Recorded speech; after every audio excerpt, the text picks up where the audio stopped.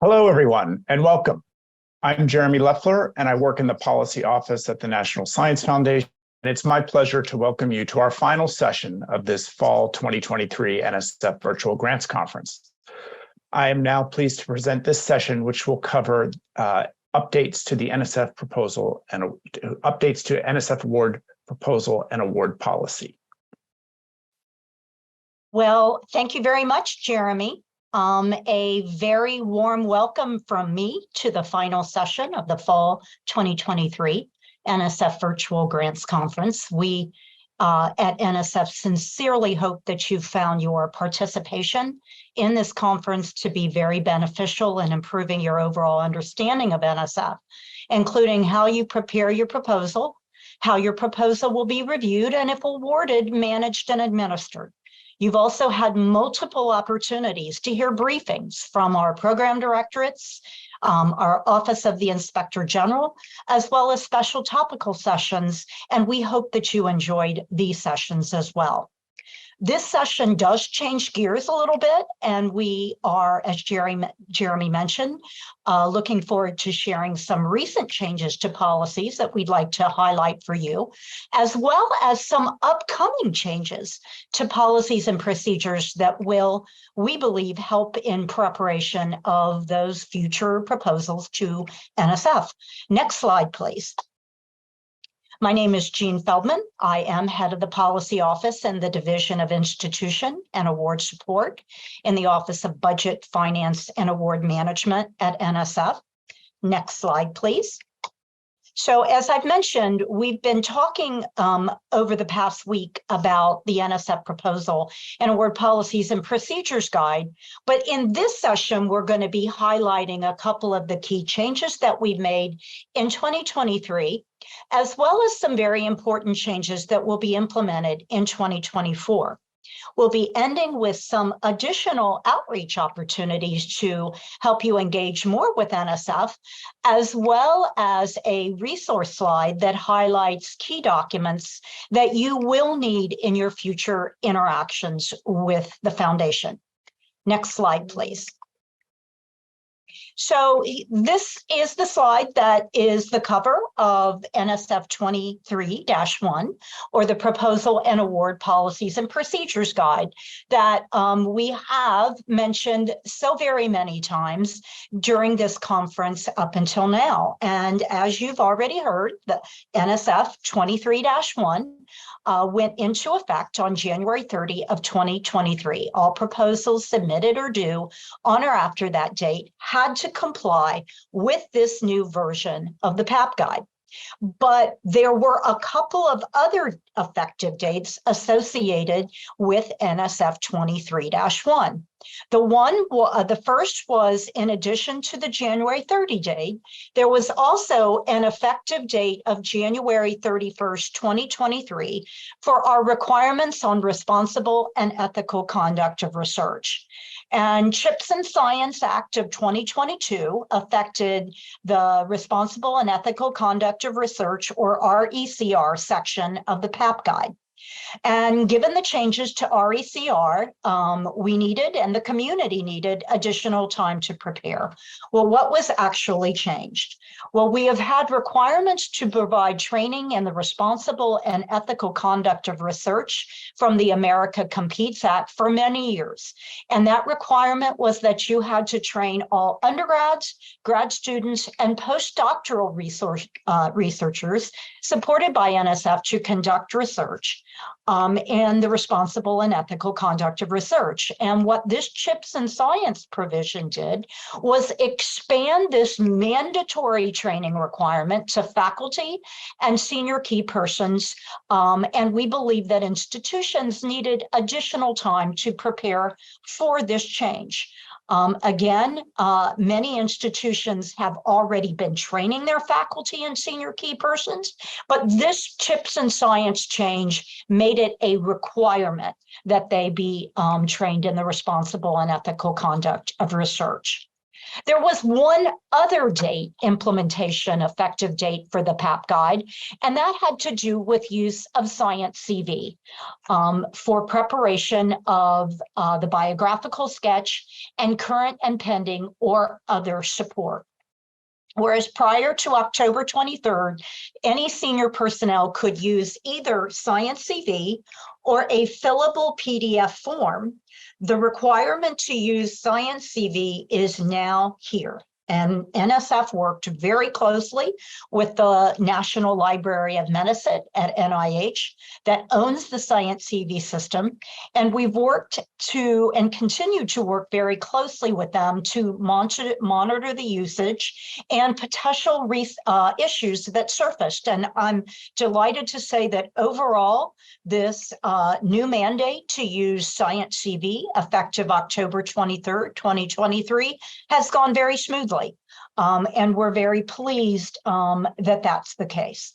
Next slide, please. So now I'm going to move to one of the other very big changes in 23-1, and that had to do with safe and inclusive working environments for off-campus or off-site research.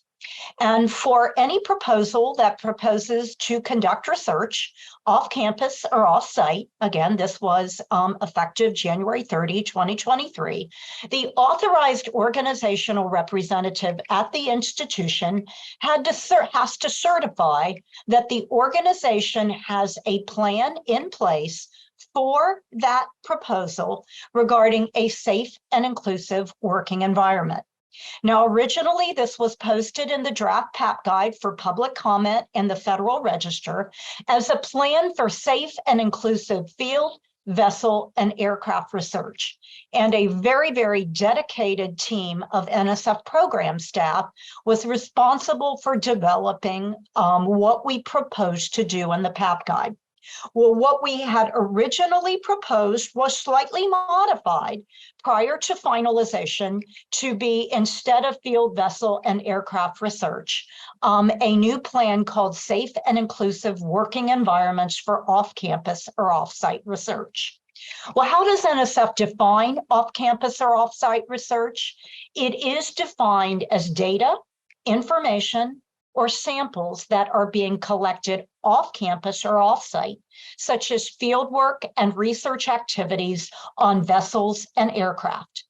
Unlike what was originally proposed, however, in the Federal Register for public comment, this plan is not submitted to NSF as part of the proposal. Rather, the AOR is certifying that the plan exists and it has been developed for this particular proposal. Next slide, please. Now, what do we require you to do in this plan? Well, in Chapter 2 of the PAP Guide, we have what the plan must contain, including descriptions of how the behavior is listed, and the first sub-bullet here will be addressed.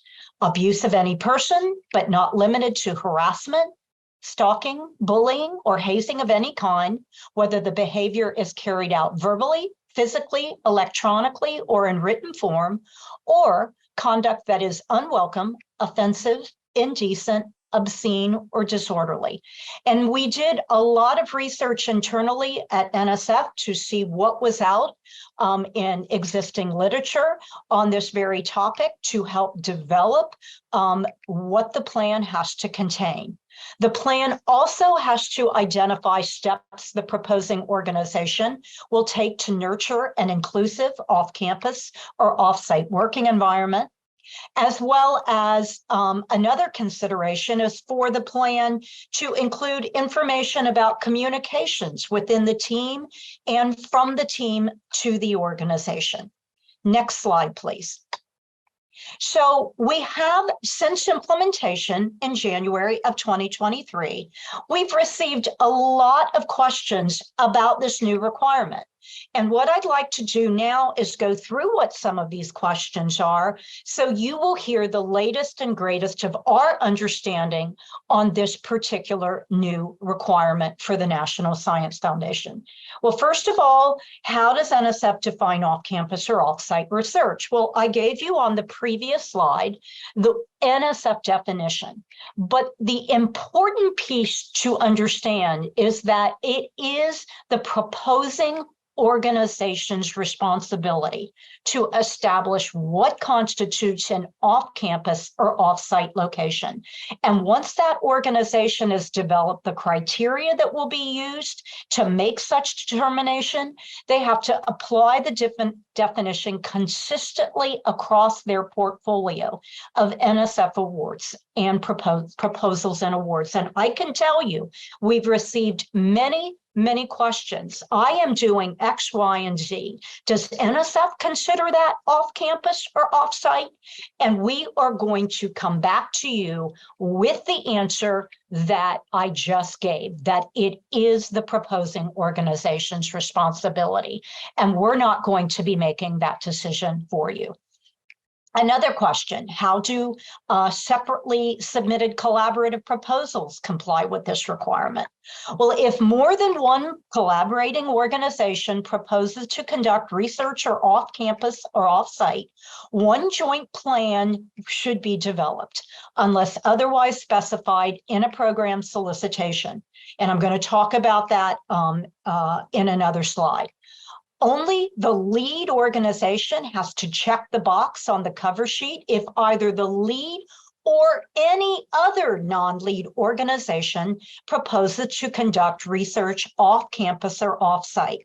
This is the same approach that we use for postdoctoral mentoring plans and data management plans. We consider these collaborative submissions to be one proposal, and therefore there would be one plan for safe and inclusive working environments. Another question that we've received, must the plan be in place prior to proposal submission, or can it be done prior to receipt of the award? Yes, the plan absolutely has to be in place when the proposal is submitted. That is what the AOR is certifying to. And NSF places considerable importance in the safety and inclusivity of individuals supported by NSF to conduct research. As such, the language contained in the certification was carefully crafted to require that the organization have that plan in place that describes how the types of behavior specified in Chapter 2E9 will be addressed. This certification, again, is provided at the time of proposal submission. Next slide, please. Well, I also mentioned, though, the fact that some solicitations were doing things differently.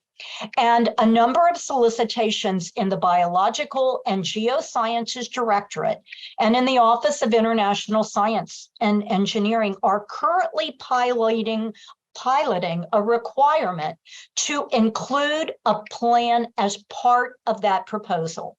This requirement will be identified in the solicitation, and the solicitation will include information about how that plan will be reviewed by external reviewers as part of the broader impacts review criterion. And in submitting proposals to one of these pilot programs, the proposer must check the box on the cover sheet indicating that the proposal does include off-campus, off-site research. So whether it's one in the pilot or one that's not in the pilot, if there is off-campus or off-site research, you must always check that box on the cover sheet.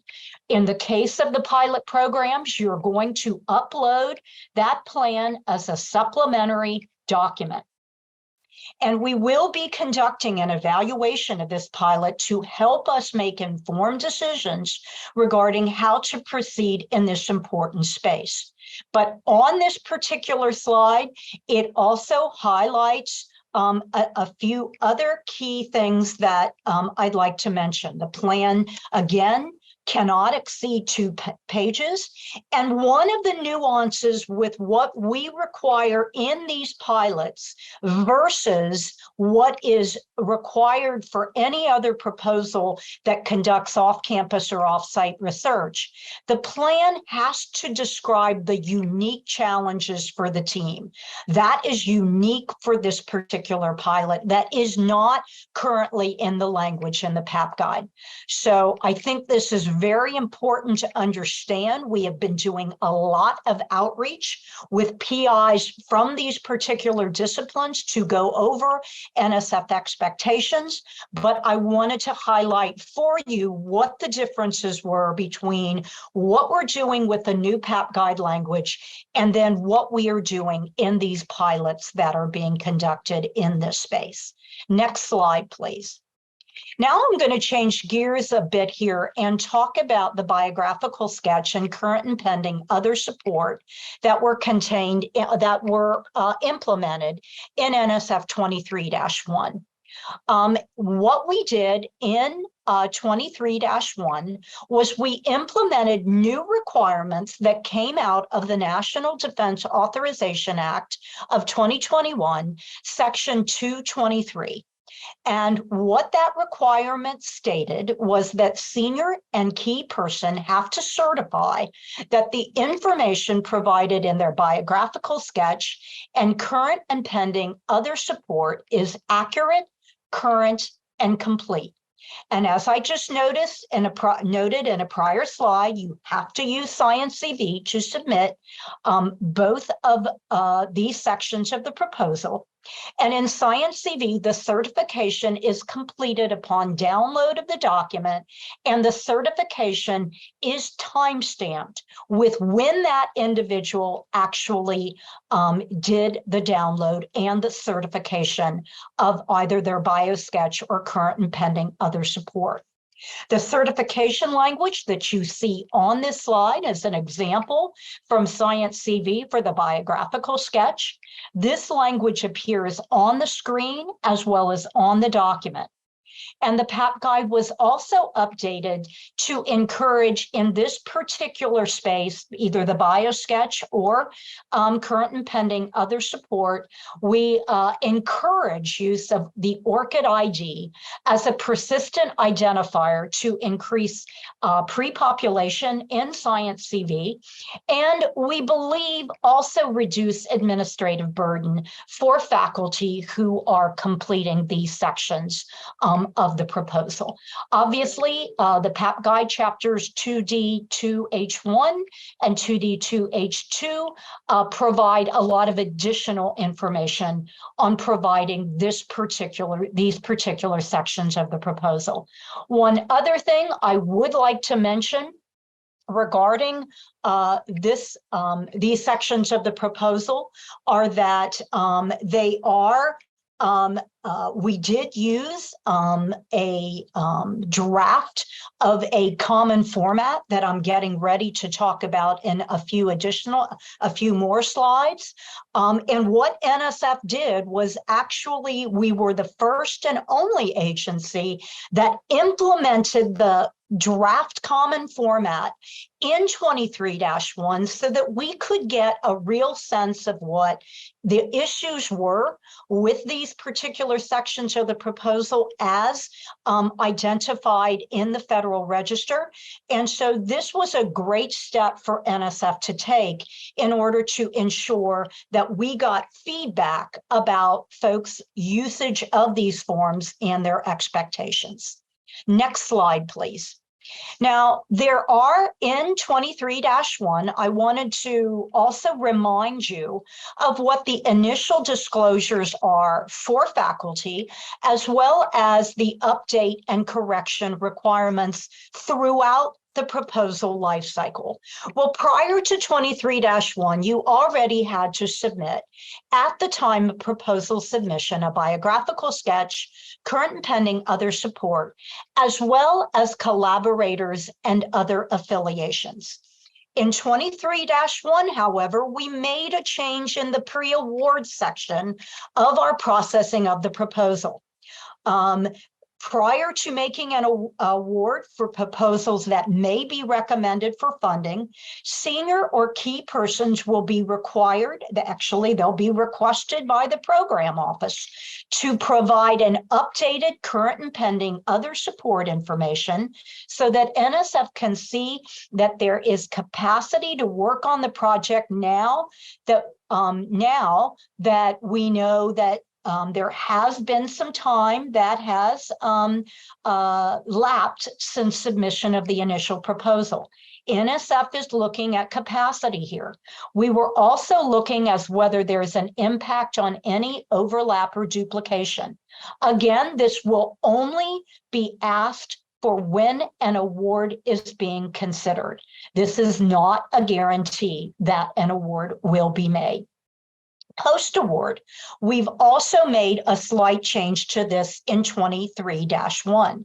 After an award is made, if an AOR discovers that disclosure should have been submitted at the time of proposal submission but was not, they have 30 days to submit a post-award information request to NSF. Now, I'd like to note that what we changed in 23-1 was we used, when it was originally implemented, the other request to submit this information. And what we found was that was with all the information that we were requesting, that really just was not sufficient. So we have created a new post-award information notification that provides more space than the other notification that was previously being used. Now, at the time of project reporting, this has not changed. PIs and co-PIs have to specify whether new active other support has been received in their annual and final project reports. And if yes, they have to provide updated current and pending other support information. Next slide, please. Now, I'm going to go over a few of the questions that we've been consistently receiving to the policy office email alias regarding the biographical sketch, so that we hope that you could take back some real lessons learned and some real answers to questions that we've been receiving regarding the biographical sketch. So if at time of proposal submission, a publication has not yet been published, but will be prior to review, can you list that publication? And the answer is, if the product has been submitted for publication prior to proposal submission, it can be included in the product section of the biographical sketch. And remember, this is important, particularly for junior faculty, because they're using often these publications to help assess whether the individual or team has the necessary qualifications to carry out the research as proposed. What types of professional appointments need to be identified in the biographical sketch? And our senior leadership at NSF was very concerned in this space about the administrative burden.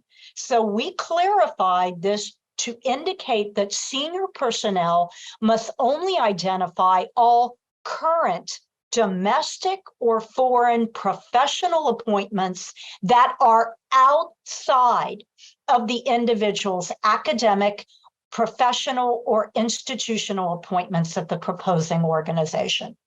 And then finally, a citation includes, and we got this a tremendous amount of times, a citation includes multiple authors, which makes it difficult to include this information in the allotted space. Is it accepted to include et al.? And the answer that is yes. If senior personnel that wish to include publications in the product section of the biographical sketch that include multiple authors, they may, at their discretion, choose to list one or more of the authors and then et al. In lieu of including the complete list of authors' names. Next slide, please. So here are some FAQs on current and pending other support requirements. What do I do if there have been no changes to my current and pending other support, and the program officer is asking me to provide an updated version because they are considering making an award? If there have been no changes to the information, the senior key person must download the existing, current, and pending other support information and simply recertify with a new date. A project that was listing as pending has since been awarded. Do we need to notify NSF that this project has been funded?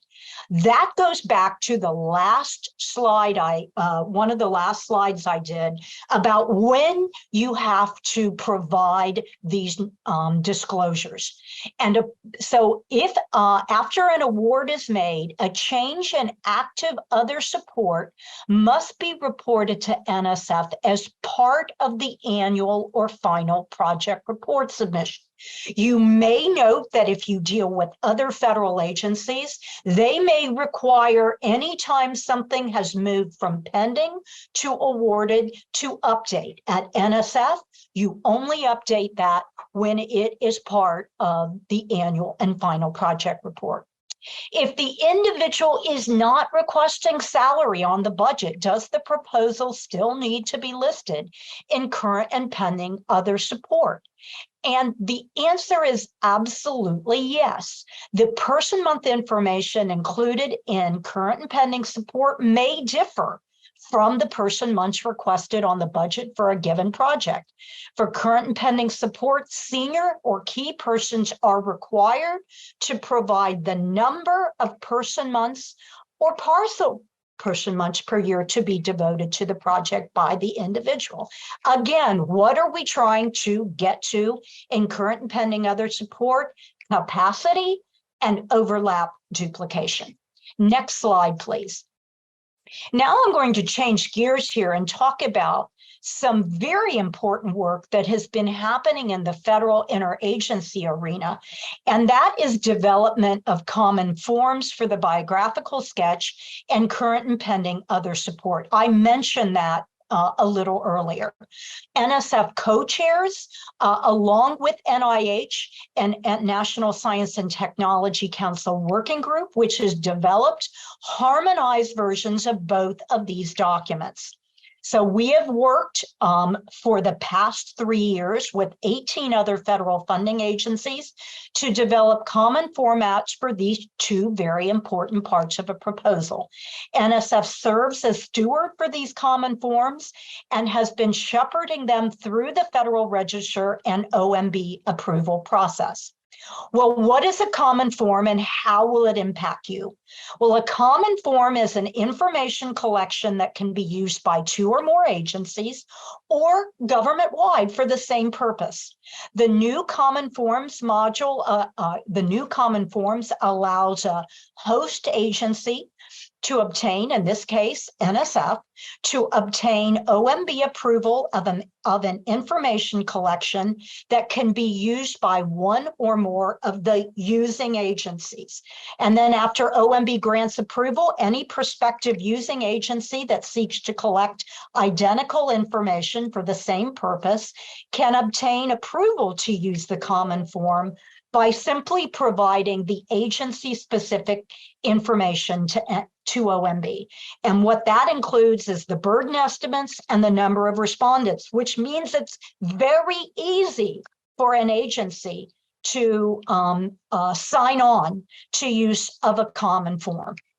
So the common forms include the CHIPS and Science Malign Foreign Talent Recruitment Program certification. As part of CHIPS and Science, it had a requirement that each individual that is a senior key person has to certify that they are not a party to a malign foreign talent recruitment program. And we will be implementing this in the 2024 version of the PAP guide. There's going to be some additional changes to the NSF formats in FY 2024, but we'll continue to be as close as possible to these common forms. Next slide, please. Now, this is a screenshot of the NSF webpage about that NSF has on its website. And this webpage has a lot about the standardization of these disclosure requirements that are based on National Security Presidential Memorandum 33 guidance. If you would like to learn more about these efforts, I encourage you to access the URL on this slide. And this is where you'll find links to the Federal Register notices, as well as the forms, formats, and definitions. Next slide, please. Well, here is just a screenshot. You will note it's dated November 1st, 2023 for the biographical sketch common form. And this would be required for each individual as a senior key person. And like the current biographical sketch and like the current NSF language, it continues to be used to assess how well qualified the individual team or organization is to carry out the proposed activity. And individuals are also required to disclose contracts associated with participation in foreign government instrumentalities or entities, including foreign government-sponsored talent recruitment programs. Next slide, please. This is the screenshot of the current and pending other support common form.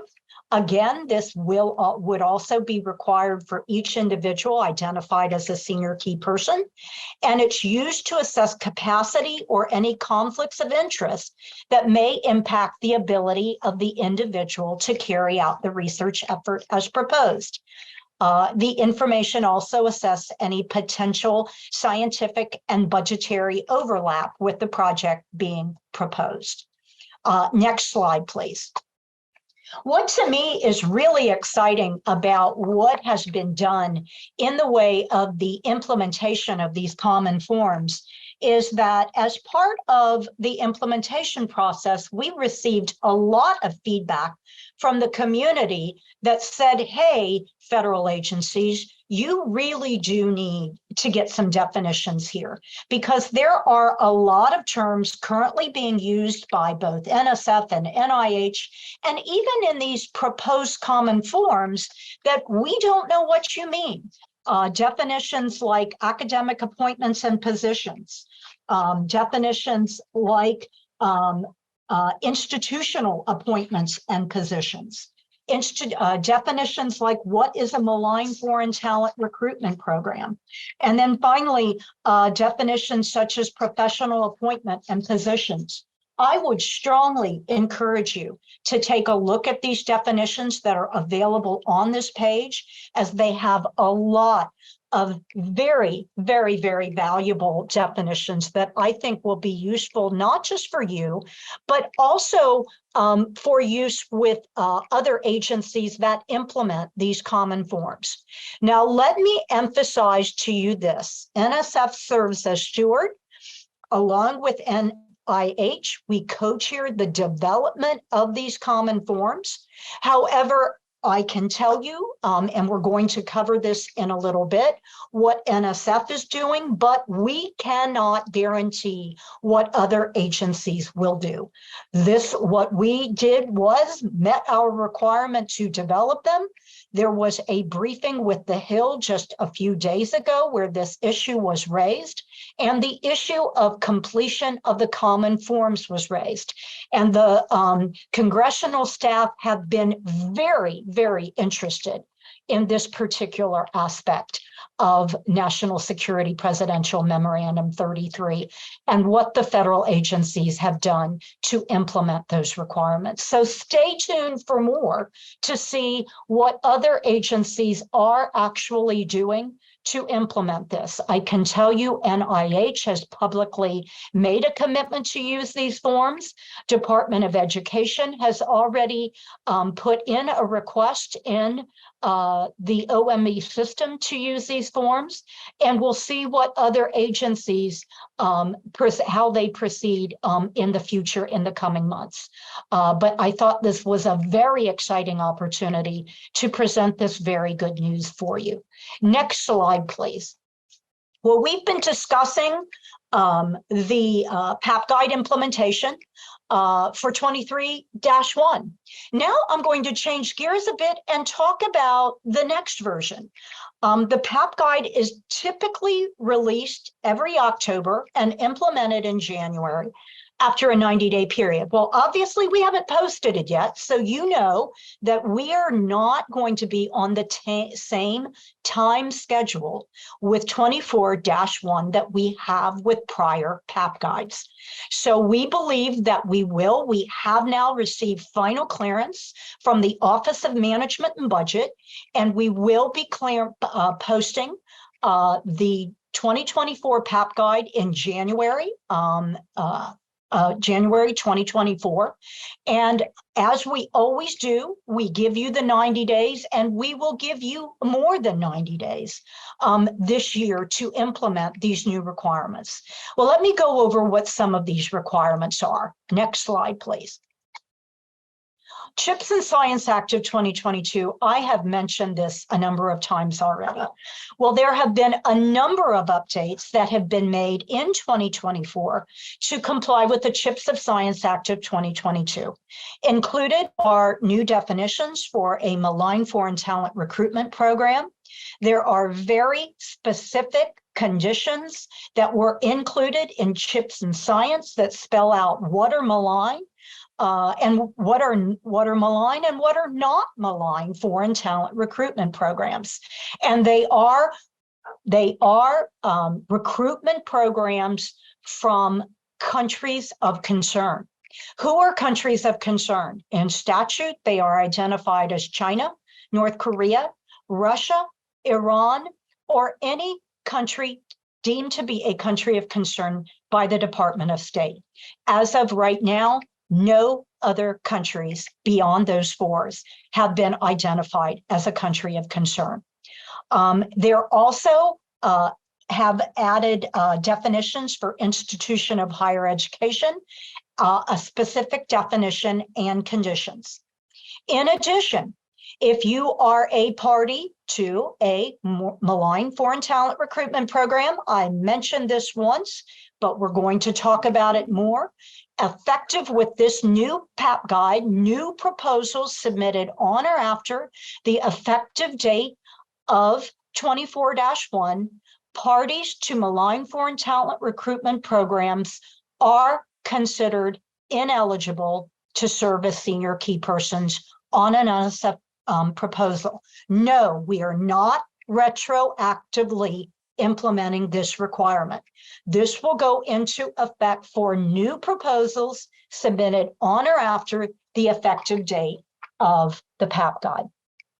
There are also, as I mentioned, a new certification for the malign foreign talent recruitment program for senior key persons that indicate that they are not a party to a malign foreign talent recruitment program, and that will come in the form of your biographical sketch and your current and pending other support.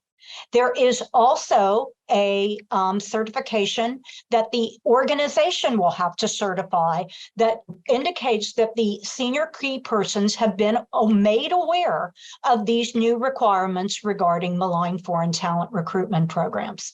One other new certification, and this is new, if awarded, PIs and co-PIs will be required to certify annually during the life of the award that they are still not a party to a malign foreign talent recruitment program.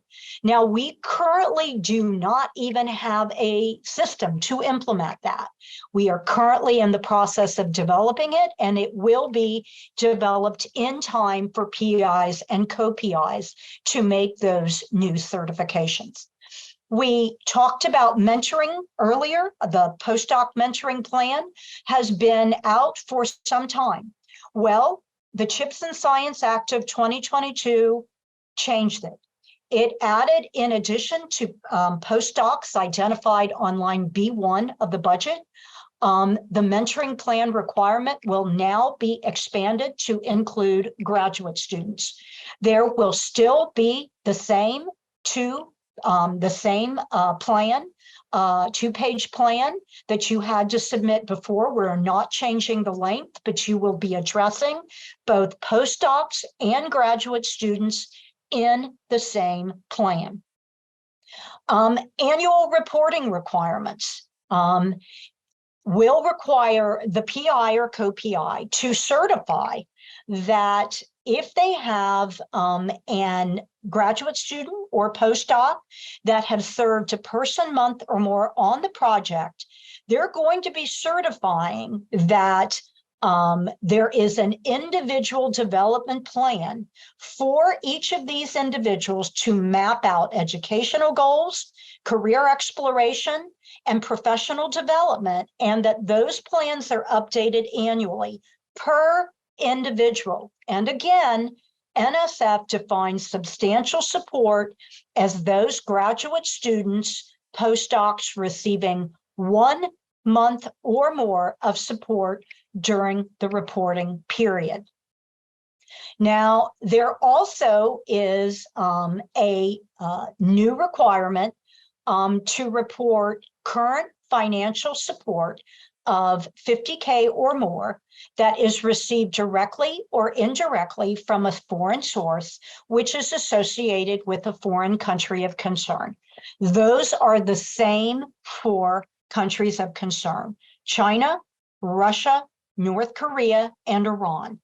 This is a new reporting requirement that will be submitted annually for the institution that for each institution that receives NSF funding. And this is $50K annually cumulative per foreign source. Each year, it will be due annually on July 31st. We have been working closely with research administration, professional societies on development of this new system, and we will also be allowing them to actually help conduct some usability testing on this new system. Next slide, please. Well, now there are on this slide some additional changes to the PAP guide that I'd like to go over. Well, the biographical sketch, as I've noted already, we will be implementing the new common form. So that's exciting. But in order to do that, and to increase the standardization with our other interagency colleagues, we will be making a couple of changes to the biographical sketch. The current 3-page limitation will be lifted. There will no longer be a page limitation on the biographical sketch. However, you all may be aware that we currently have, as part of the biographical sketch, a section on synergistic activities. That is not part of the new common form. So we have pulled out synergistic activities section from the biographical sketch, and it will be uploaded separately as a senior key personnel document, along with the biographical sketch, current and pending other support, and collaborators and other affiliation information. There will be a 1-page limit of the synergistic activities document, and there can be up to 5 distinct examples provided. Current and pending other support. Again, as I've mentioned before, we will be using the new standard format. And we definitely believe that this will increase standardization with the upcoming interagency common form. There is a new proposal type, research opportunity awards for primarily undergraduate institutions. And the requirements for this proposal type are being standardized in the PAP guide. These are not new, they exist currently, but we have moved them in the PAP guide so that we could increase the standardization for these types of proposals. Previously, these requirements were included as part of certain solicitations. A new category of return without review. If a proposal has the potential to negatively impact research security and integrity due to credible information of a national security concern, it could or potentially may be returned without review.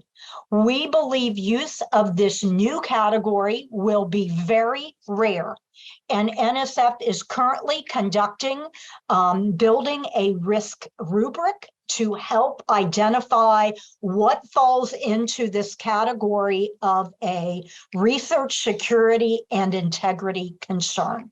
But again, we believe use of this category will be rare. Post-award addition of off-site or off-campus research. If a recipient rebudgets funding to support off-campus or off-site research, and a plan was not developed for the original proposal because you didn't plan to conduct off-site or off-campus research, you will provide with that particular supplemental funding request the necessary, or you will have to provide that additional documentation. The 2024 PAP Guide also updates terminology related to senior personnel, which I'll cover in the next slide. Next slide, please. This is the new definition of senior key persons. It really fundamentally has not changed in principle. However, there was slight differences between the language for senior key persons and that provided in NSPM 33 definitions. And so we have updated this to ensure we're in full compliance with NSPM 33. Again, we're not really changing the content, just the terminology is changing. Next slide, please. So I am ending with some very exciting, as I've mentioned, outreach opportunities. We will be having our first in-person since we've gone into this thing called COVID, and it will be held we're very excited about this, June 3rd to 5th in Philadelphia, Pennsylvania.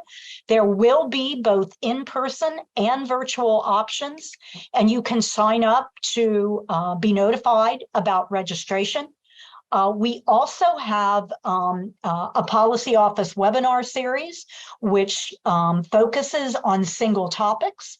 The most recent webinar covered eligibility requirements for NSF funding opportunities, and we'll be conducting another single topic webinar in the new year.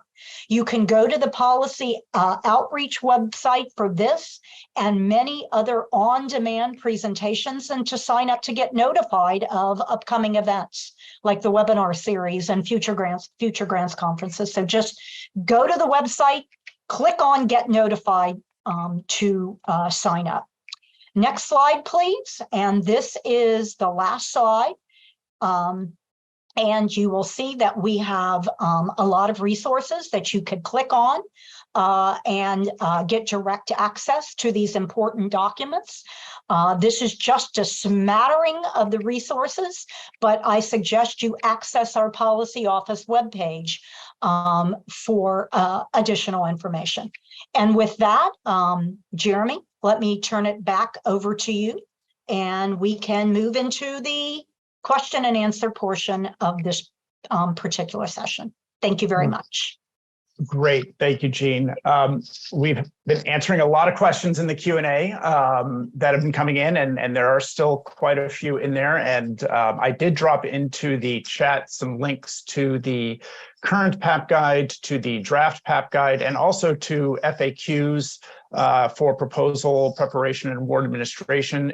In case we don't get to your question, at least those are some resources that you can go to. I did look for some questions that I thought would have some good broad kind of information at a broad level for everybody. The first question that I wanted to propose is, what should someone do if they're given guidance by a program office that they believe appears to conflict with NSF policies and procedures? Well, that's a great question. And believe it or not, we are humans here at the National Science Foundation. And so on occasion, we do find this exact situation.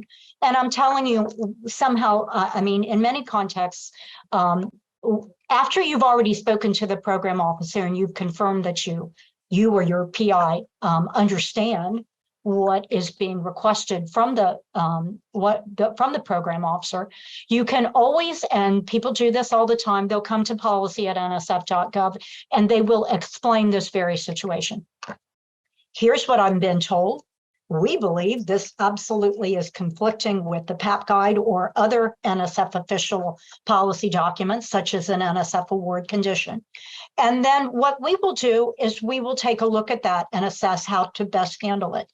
Typically, it means going to the division director if we find out there truly is some misinformation here.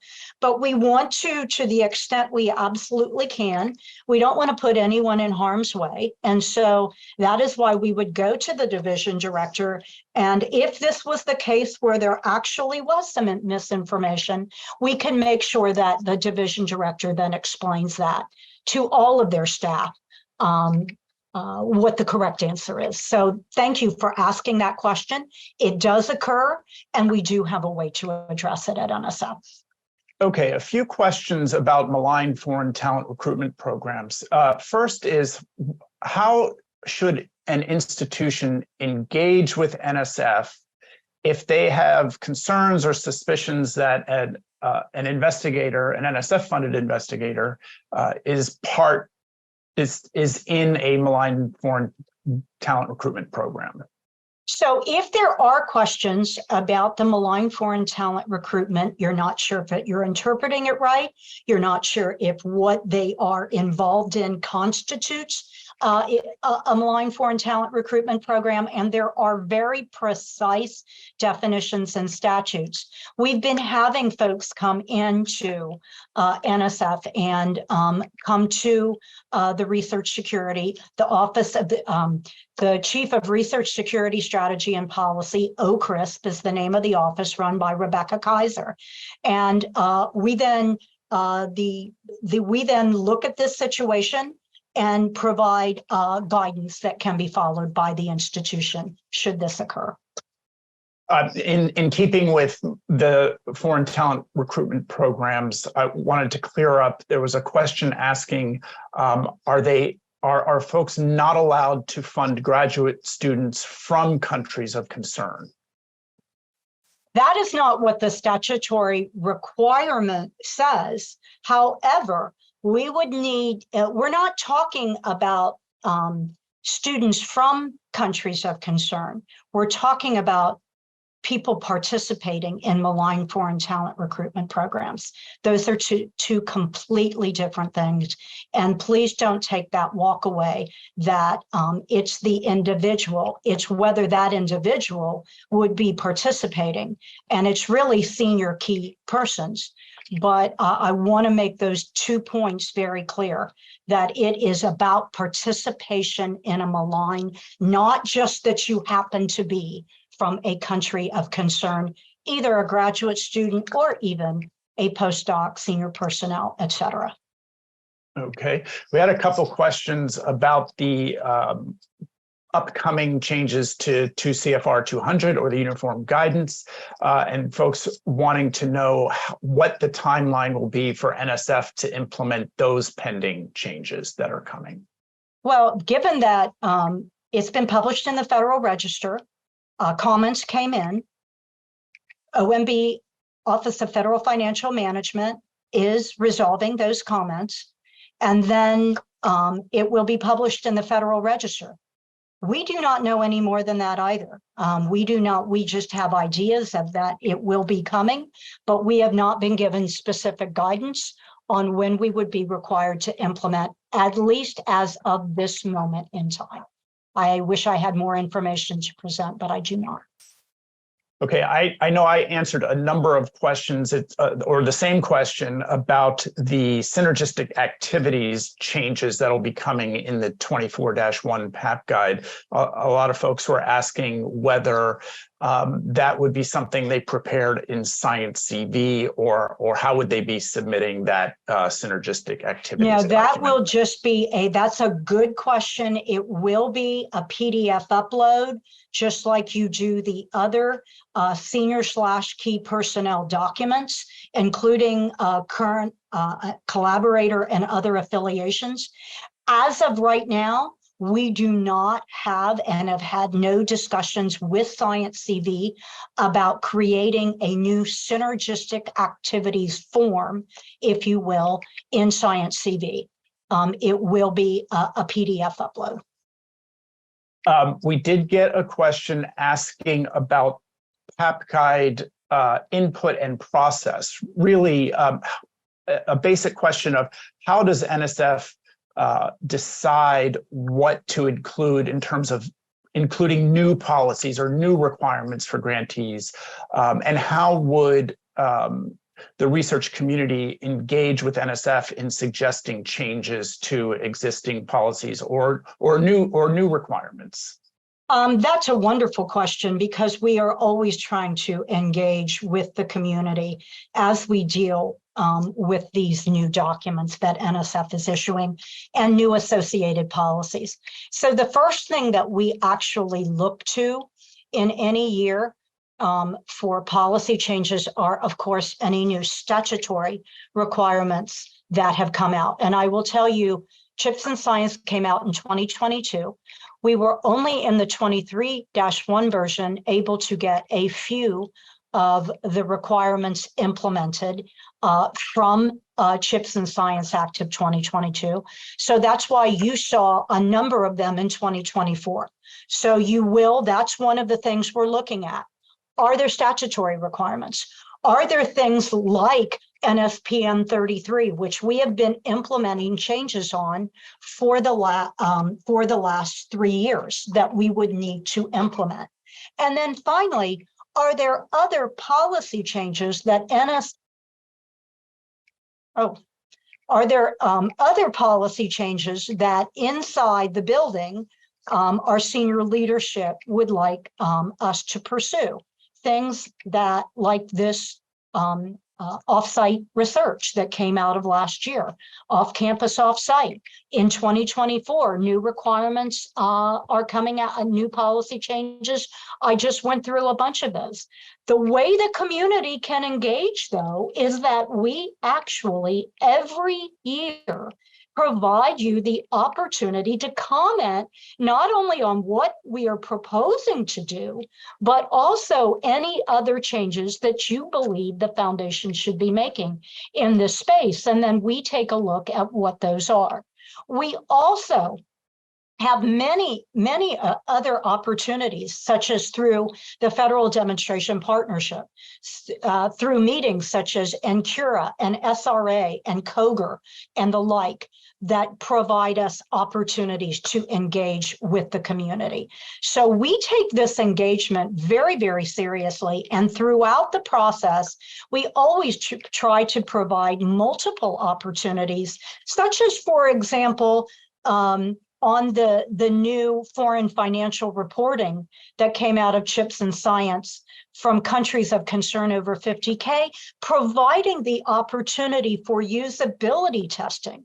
So we are always looking at ways that we can engage with the community to address not only what we're proposing to do, but with issues that you all are having as part of what you do each and every day. So I think that comes to the end of our time, Jeremy. Yes, we are at the end. Thank you so much, Jean, for your presentation and engagement today. I do want to take the opportunity to thank all of my colleagues who presented and helped out throughout the week, including my colleagues, Samantha Hunter and Beth Strausser of the Policy Office, who've helped out quite a bit. I also want to give a huge shout out to Andrea Popp, who does all of the heavy lifting to make sure these conferences run smoothly. And then I want to thank you for joining us today. We are going to put one final survey into the chat for you to give us your honest feedback, to let us know how these sessions go.